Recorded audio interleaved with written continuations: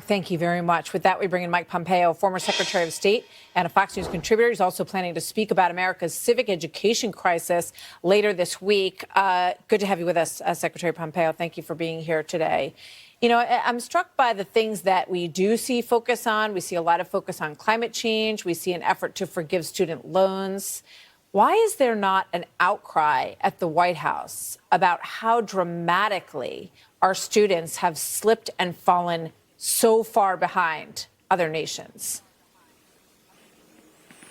Well, Martha, thanks for having me on. I think the answer to that is two words: teachers' unions. Right? The teachers' unions drove these kids out of the classroom for 2 full years. You and I talked about that. And to hear Secretary Carmona talk about driving politics out of the classroom is pretty darn rich.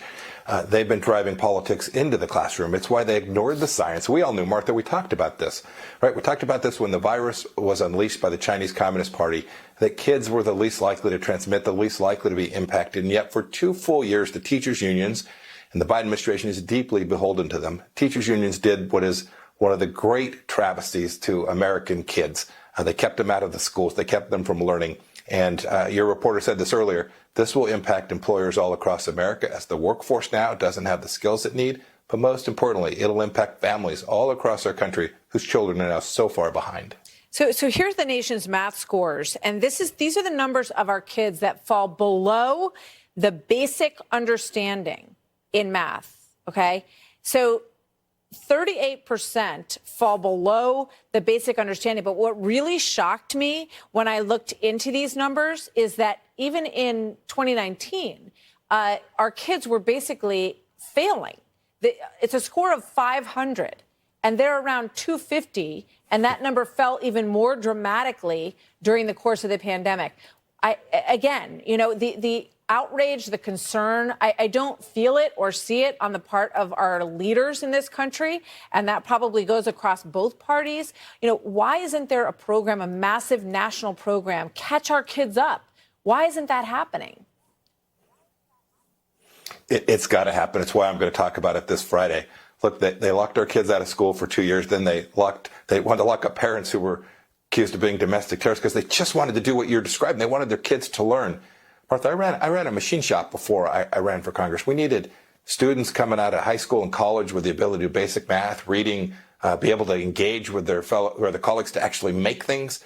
The capacity for America to educate the next generation. There's no more important mission set.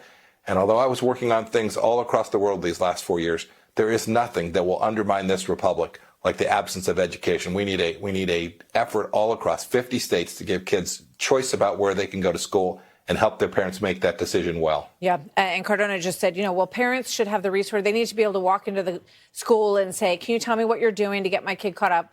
You know, this needs to be a crisis level operation that is handled. If the Department of Education is worth anything, they ought to be able to handle this. I want to switch gears for one moment. This video was shocking that we all saw over the weekend. This is the #2 in leadership under President Xi in China, who was sitting right next to him. He was pulled out of this government meeting and escorted out against his will. Let's watch this.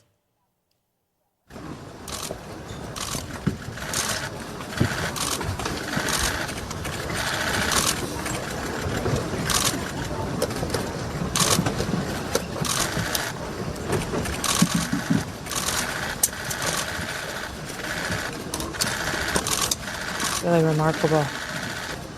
He got yanked out of his seat. You couldn't see that at the beginning. Didn't want to leave. And he sort of turns to his old friend, President Xi, and says, what's going on, or something to that effect, I would imagine.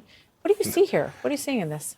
Yeah, that's the former leader of China being escorted out by the most powerful man in China since Mao, and a man, Xi Jinping, who not only now controls every apparatus of power inside the Chinese Communist Party, but is intent on changing the way we live.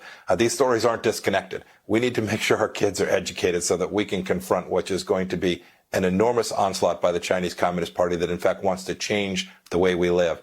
And the Chinese are educating their kids. We need to make sure that we do ours. Point. Xi Jinping's effort there was demonstrably aimed at making clear he's in total control. This is his show. And I think that tells America the mission that we have for the next, probably the next decade, Martha. And if our kids can't read and they can't write and they don't understand our history and what we're about, we will fail against China. It's that urgent. That's right. Mike Pompeo, if we teach our kids that 1619 Project is a racist country, we're in an awful lot of trouble, Martha.